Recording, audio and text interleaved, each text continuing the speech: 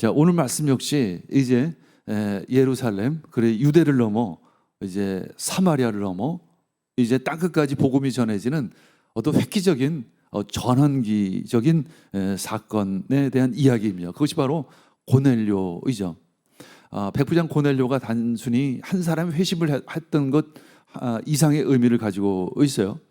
사도행전은 크게 두 부분으로 나눌 수 있어요. 1장에서 12장까지 그리고 13장에서 28장까지 크게 두 부분으로 나눌 수 있는데 12장까지는 이제 교회의 탄생, 이제 초대교회의 시작, 예루살렘 교회를 중심으로 기록된 이야기. 그리고 그 중심에 마치 주인공 같은 역할은 바로 베드로이죠. 반면에 13장부터 28장까지는 어떤 교회의 확장, 복음의 확장을 이야기하고 있고 여기에서 주인공은 이제 바울 사도가 됩니다. 그래서 처음 시작은 베드로 사도로 시작을 해서 열방을 향해 땅끝까지 복음이 전해질 때는 이제 사도 바울이 그 바톤을 이어받게 되죠. 그 중간에 이제 고넬료 사건이 있습니다. 백부장 고넬료가 회심하는 사건, 이것이 굉장히 획기적인 어떤 전환기적인 사건이 되죠. 프레임이라는 단어가 있습니다. 프레임, 틀이라는 단어이죠. 틀. 심리학에서는 이것을 세상을 보는 마음의 창이라는 의미를 가지고 있습니다. 여러분들 어떤 마음의 창을 가지고 계십니까? 어떤 프레임을 가지고 계십니까? 우린 나라는 프레임에서 늘 하나님의 프레임으로 이제 내 생각과 내 틀이 바꿔지는 것을 바로 신앙입니다. 뭐 부정적인 프레임에서 긍정의 프레임으로 바뀌는 것이죠. 제가 그 감독하고 이제 저녁 식사를 나누면서 그런 얘기를 했어요. 제가 15년 동안 사실 밥을 제대로 먹은 적이 없다고. 인도네시아 니아스에서 인도네시아 음식이 저에게 진짜 맞질 않았어요. 특히 그 향이 참 맞질 않아요. 그래서 한때는 그 밥에다가 그 탄산수를 그 사이다 같은 걸 섞어서 밥을 먹을 때도 있었습니다. 그리고 제가 또 싫어하는 것 하나가 있죠. 그 끈적끈적한 날씨, 후덕지근한 날씨, 요즘 날씨죠. 요즘 날씨가 근데 거기는 늘 대부분 끈적끈적하고 후덕지근 하잖아요. 또 제가 더러운 걸 참 싫어합니다. 근데 이렇게 물은 더럽고 이렇게 물을 보고 물을 목욕을 못 해요. 여러분 지하세에 가서 절대 목욕할 때 물을 보지 않으시길 바랍니다. 그냥 눈 감고 이렇게 그러나 요즘에는 굉장히 많이 좋아졌어요. 너무 많이 좋아졌습니다. 근데 내가 만약에 더러운 물을 보고 끈적끈적한 기후를 보고 못 먹는 밥을 생각하면 제가 니앗을 가질 수 있을까요? 몸이 싫어하는 거죠, 사실은. 그것은 내 몸이 싫어하는 것입니다. 그러나 내 영, 하나님이 무엇을 좋아할까, 무엇을 기뻐할까를 우리는 늘 기억하고 생각하고 묵상하는 것. 그것이 바로 트랜스포메이션입니다. 전환이에요. 그것이 바로 가나안 정신이기도 합니다. 가나안 정신은 바로 내 생각에서 하나님의 생각으로 바뀌는 것을 의미해요. 부정적인 생각에서 긍정적인 생각으로 바뀌는 것을 의미합니다. 그래서 늘 우리는 기도하죠. 그리고 말씀을 묵상합니다. 왜 그럴까요? 왜 말씀을 묵상할까요? 왜 우리가 기도할까요? 뭐 여러 가지가 있겠지만 내 눈이 아닌 하나님의 눈으로 보고자 하는 그런 마음이에요. 이 세상을 내가 하나님의 눈으로 보고자 하는 마음이죠. 내 눈으로 이 세상을 보면 참 더럽고 추하고 왜 이렇게 타락할까? 그러나 하나님의 눈으로 보면 구휼한 마음이 생기고 안타까운 마음이 생기고 그리고 이들에게 예수 그리스도를 어떻게 전할 수 있을까? 그런 마음을 갖게 되는 것입니다. 하나님은 복음을 전하기 위해 우리에게 새로운 프레임을 주시죠. 새로운 관점을 주십니다. 새로운 틀을 주시죠. 오늘 이제 두 번째로 이중 환상을 하나님께서 사도행전에서 이중 환상을 두 번째로 보여주십니다. 첫 번째는 사울의 회심 때 이중 환상을 보여주셨어요. 이번에는 이제 고넬료에게 어떤 환상을 보여주시고 또 베드로에게 환상을 보여주십니다. 그런데 이 두 가지 환상은 서로 따로 분리된 것이 아니라 어떤 연관성을 가지고 있다는 거예요. 그래서 전혀 모르는 두 사람, 이오빠의 베드로 그리고 가이사의 고넬료, 이 산에 한 50km 정도 떨어져 있는, 그리고 두 사람은 전혀 한 번도 만나지 않았던 두 사람, 이 두 사람을 특별한 환상을 통해서 하나님은 만나게 하십니다. 도대체 왜 이 두 사람에게 환상을 주실까? 그것은 바로 복음의 확장을 위해서 특별한 계시를 주시는 거죠. 특별히 이 베드로에게 가지고 있는 프레임이 있었어요. 어떤 한계가 있었습니다. 유대인, 특별히 부정한 음식을 가리는 전통, 이것이 베드로가 이방인에게 복음을 전하는 데 있어서는 엄청난 큰 장애이죠. 마치 내가 인도네시아 음식을 먹을 수 없는 것은 복음을 전하는데 굉장히 큰 방해거리가 되죠. 15년간 밥을 제대로 먹지를 못했습니다. 근데 15년 지나자 어느 날 그 인도네시아 음식을 먹기 시작을 해요. 향이 전에처럼 나질 않아요. 하나님이 바꿔주시는 거죠. 전에는 모기가 그렇게 저를 좋아했어요. 모기가 왜 이렇게 나를 환영하는지 가끔 농담으로 얘기합니다. 이 인도네시아 모기는 이 페스터김을 너무 사랑한다고. 그래서 나는 좀 안 좋아하는데 근데 15년이 지나니까 요즘엔 모기가 물질 않아요. 전에는 그렇게 더위가 싫었어요. 그렇게 더위가 너무 힘들고 너무 유난히 다른 사람에 비해서 유난히 어려웠습니다. 근데 요즘 15년이 지나니까 이 더위가 힘들지를 않아요. 제가 양복을 입고 요즘에도 이렇게 가끔 다닙니다. 전에는 상상할 수 없는 일이었죠. 그만큼 내 체질이 바뀌었어요. 누가 바꿔주셨을까요? 하나님이 바꿔주신 것입니다. 하나님께서 이제 이 베드로의 프레임을 바꿔주실 때가 온 것입니다.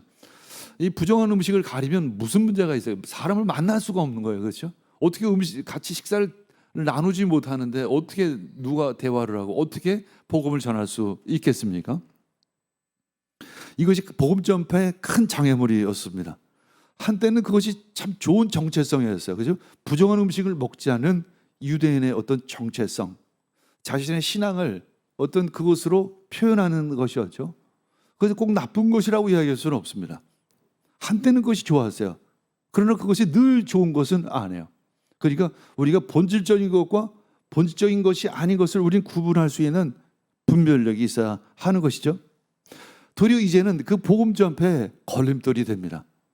예를 들어서 이방인 고넬료가 베드로를 초청했을 때 베드로는 초청에 응할 수가 없습니다. 왜?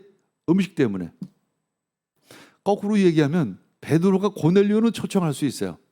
왜냐하면 자신이 거룩한 음식으로, 부정하지 않은 음식으로 다 준비하고 차리면 되기 때문에. 그러나 베드로가 이방인 집에 가는 것은 차원이 틀립니다. 자기가 집주인이 아니기 때문에 음식을 자기가 준비할 수 없기 때문에 무엇이 부정하고 무엇이 깨끗한지를 알 수가 없어요. 유대인들에게는 그릇이 부정한 것에 잠시 접촉만 돼도 그것은 부정하다라고 여겼기 때문에 도무지 누가 이방인이 베드로를 초청하면 그 집에 들어갈 수가 없는 것이었습니다. 고넬료는 이제 백부장이죠. 천사가 이제 그에게 찾아왔습니다. 너의 기도와 네가 가난한 사람들을 위해서 구제한 것을 내가 받았다. 내가 너의 구제를, 너의 기도를 기억한다 하시면서 하나의 메시지를 주십니다. 10장 5에서 6절 읽겠습니다. 이제 요바로 사람을 보내어 베드로라고도 하는 시몬이라는 사람을 데려오너라. 그는 무주장이인 시몬의 집에 묵고 있는데 그 집은 바닷가에 있다. 물론 고넬료는 베드로를 알지를 못합니다. 한 번도 얼굴을 본 적이 없었어요. 근데 그를 초청하라는 거죠. 이제 고넬료는 그 천사의 메시지에 순종을 하며 신속하게 이행을 합니다. 하인 두 사람과 이제 부하, 이제 군인이겠죠. 군인 한 사람을, 세 사람을 이제 베드로의 집에 보냅니다. 사도행전 10장 9에서 10절 읽겠습니다. 이튿날 저들이 길을 가다가 요빠에 가까이 이르렀을 때 베드로는 기도하려고 지붕으로 올라갔다. 때는 오정쯤이었다. 그는 배가 고파서 무엇을 좀 먹었으면 하는 생각이 들었다. 사람들이 음식을 장만하는 동안에 베드로는 황홀역에 빠져 들어갔습니다. 이튿날, 그러니까 이제 막 그 세 사람이 출발을 하고 그 이튿날이 됐죠. 이튿날 길을 가다가 요빠에 가까이 이르렀을 때, 그러니까 베드로의 집에 가까이 이르렀을 때 베드로는 기도하려고 지붕으로 올라갔다는 거죠. 그때 굉장히 배가 고팠어요. 뭔가를 좀 먹을까 하는 생각이 들었을 때, 그리고 사람들이 그 음식을 준비하려고 할 때 베드로는 황홀경에 빠졌습니다. 그리고 환상 가운데 하나님께서 어떤 메시지를 주시는 거죠. 하늘에서 어떤 내려온 그릇 위에 온갖 짐승들이 담겨져 있어요. 베드로가 볼 때는 그것은 거의 모두 부정한 짐승들이었습니다. 그때 하늘에서 음성이 내려옵니다. 베드로야, 잡아먹어라. 그때 베드로는 말합니다. 절대 그럴 수 없습니다. 내가 한 번도 부정한 음식을 내가 입에 댄 적이 없습니다. 나는 유대인입니다. 유대인이 어떻게 부정한 음식을 먹을 수 있겠습니까? 자, 10장 15절에 16절 읽겠습니다. 그랬더니 두 번째로 음성이 다시 들려왔다. 하나님께서 깨끗하게 하신 것을 속되다고 하지 말아라. 이런 일이 3번 있은 뒤에 그 그릇은 갑자기 하늘로 들려서 올라갔습니다. 동일한 메시지가 3번씩이나 온 거예요. 이게 3번 임했다는 것은 확실한 하나님의 뜻이라는 것을 의미하는 것이죠. 혹시 우리가 하나님의 뜻을 꺾으려고 하지는 않는가 질문하시길 바랍니다. 내 고집, 내 생각, 내 판단으로 진리를 지금 어그러뜨리고 있는 것은 아닌가 돌아보시기를 원합니다. 신앙이 도대체 무엇일까? 제 신앙이 무엇이죠? 하나님을 이용해서 내 뜻을 이루는 것이 아니죠. 금요일 날 우리 말라위에서 오신 선교사님 이창기 선교사님 치과 의사이기도 하시는데 이제 말라위에서 선교하시는 분이십니다. 그분이 그런 얘기했죠. 선교사가 가끔 자신의 사역을 위해서 하나님을 이용하는 경우가 있다는 것이죠. 선교사라 할지라도 목회자라 할지라도 또 우리 모두는 하나님의 도구가 되어야지 하나님의 내 뜻을 하나님을 이용해서 이루려고 한다면 그것은 바로 우상이 되는 것입니다.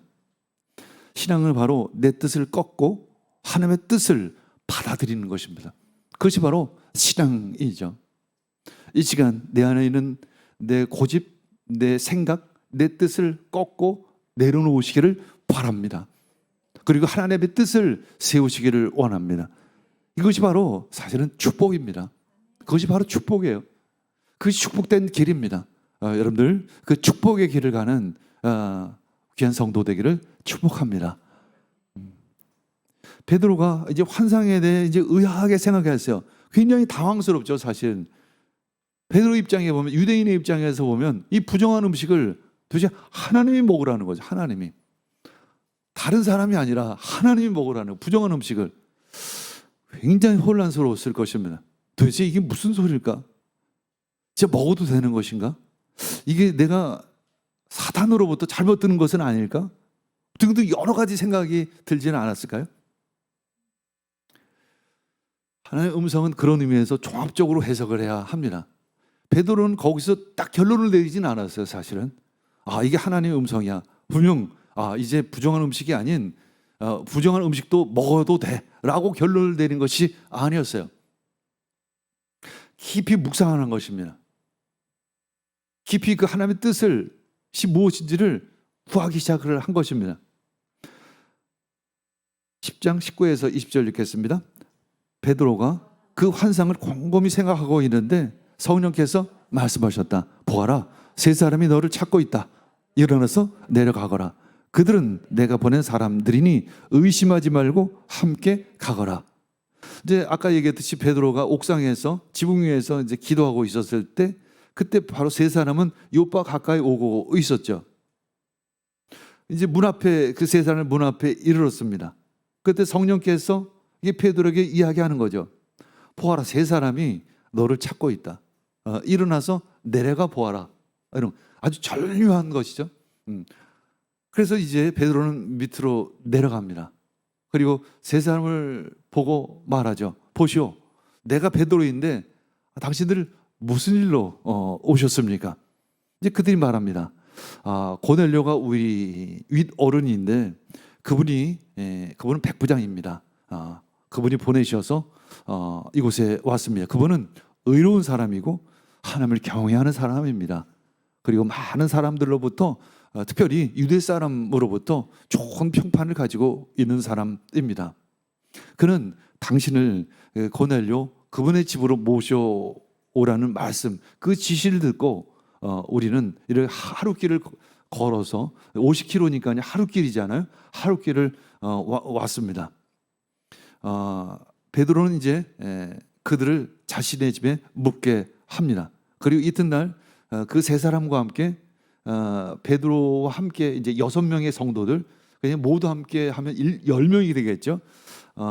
고넬료의 3명 그리고 베드로의 6명 그렇게 해서 모두 10명이 이제 고넬료의 집을 향해 갑니다.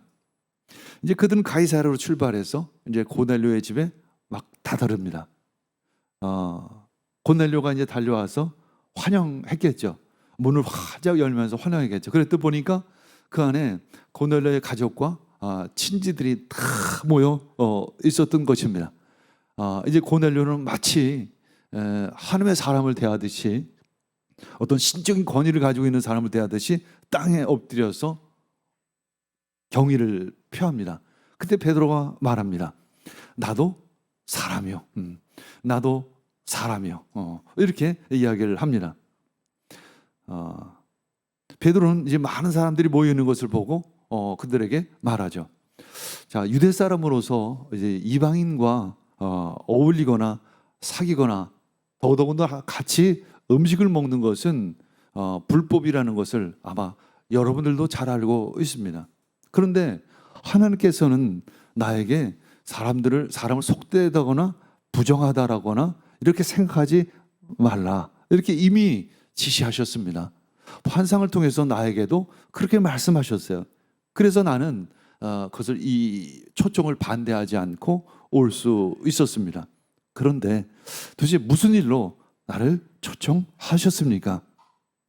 그때 고넬료가 말합니다. 나흘 전에 이맘때쯤 환상 가운데 요바로 사람을 보내서 당신을 초청하라고 천사가 메시지를 주었습니다.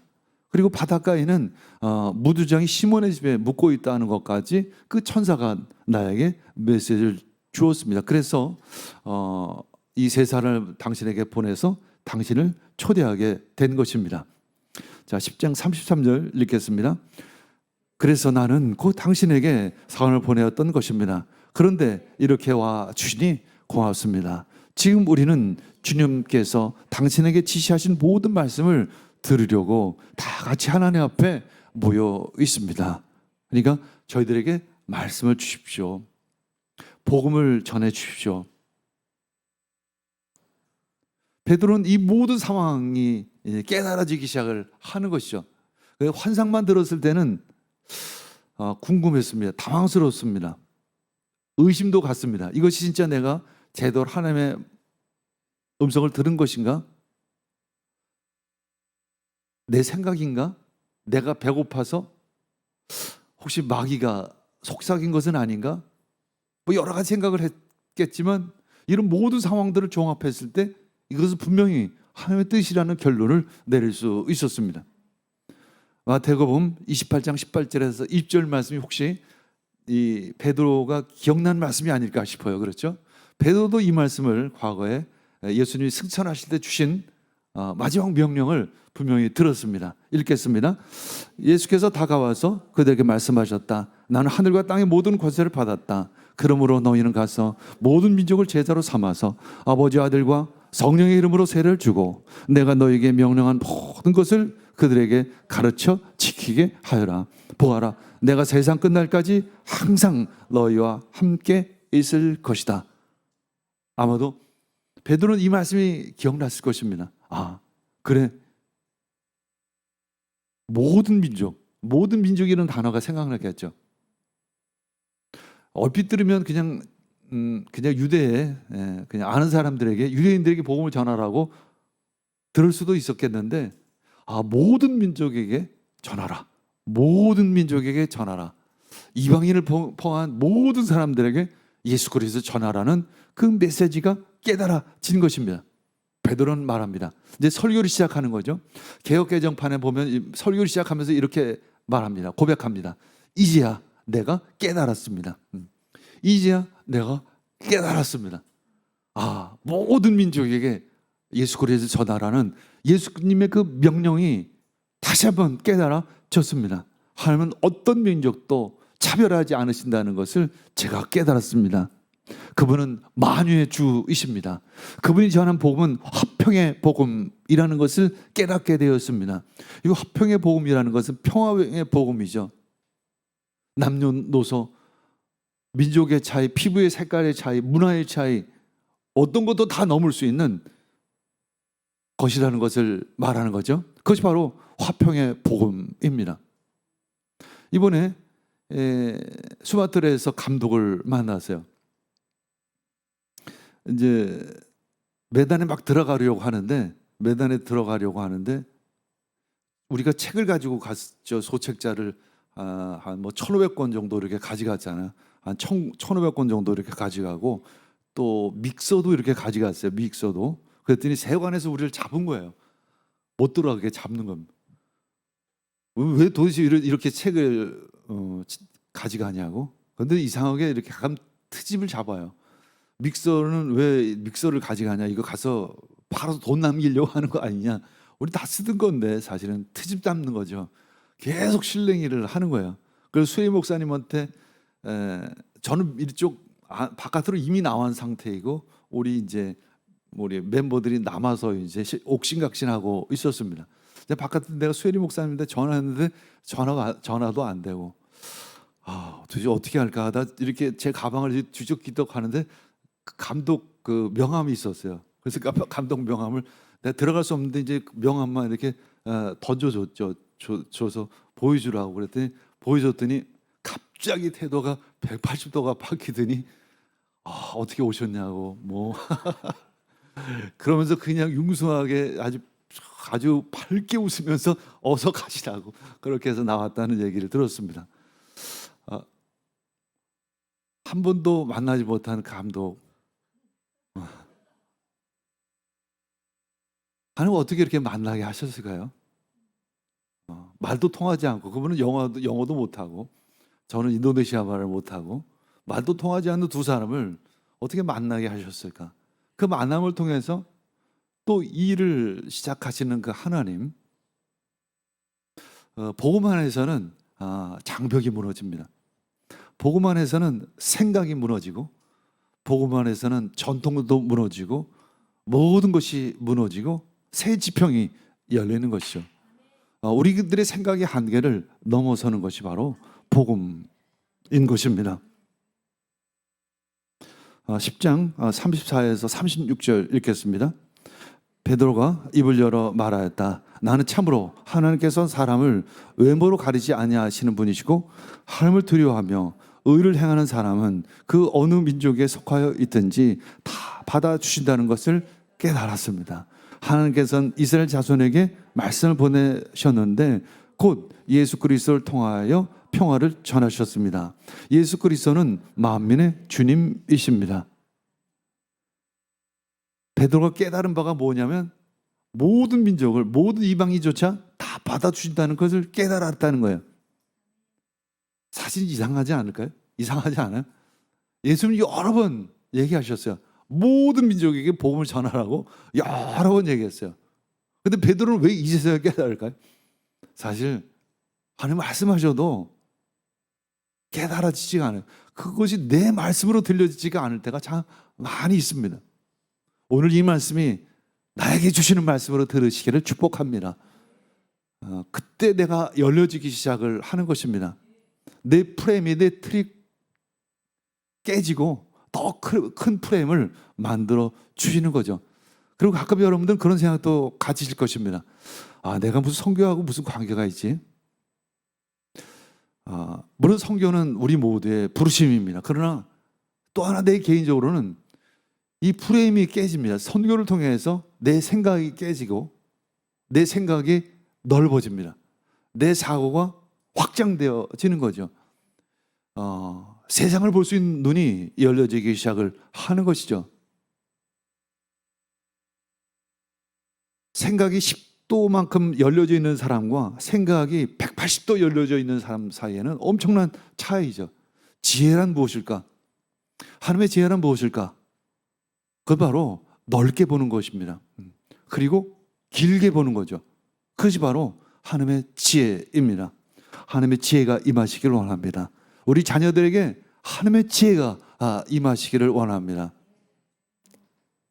베드로는 자신이 증인이라고 소개해요.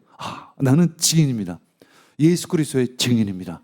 예수님이 십자가에 달리시고 못 박히시고 사흘 만에 부활하셔서 승천하시면서 약속하신 성령을 우리에게 보내주신 그 증인입니다라고 베드로는 고백합니다. 내가 바로 증인입니다. 우리 모두가 증인입니다.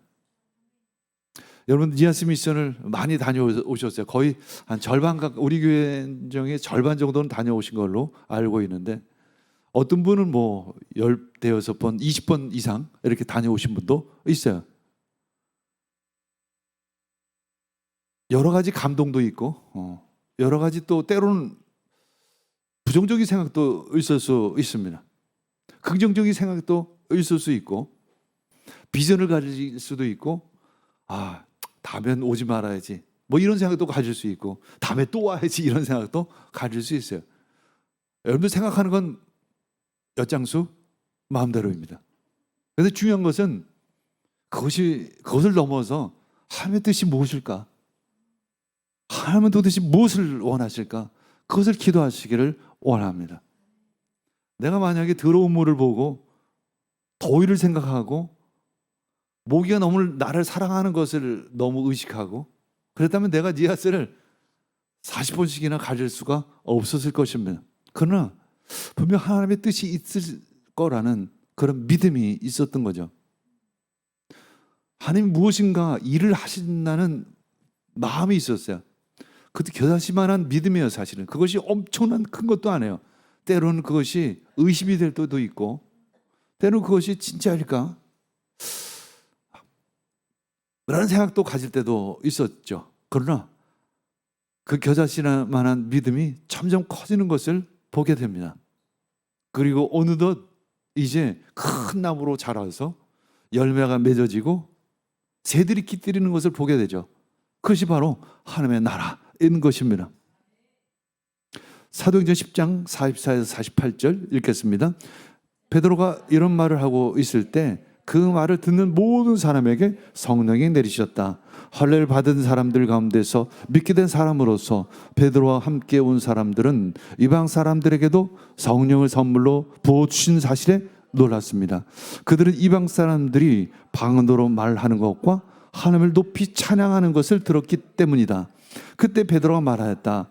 이 사람들도 우리와 마찬가지로 성령을 받았으니 이들에게로 물로 세례를 주는 일을 누가 막을 수 있겠습니까?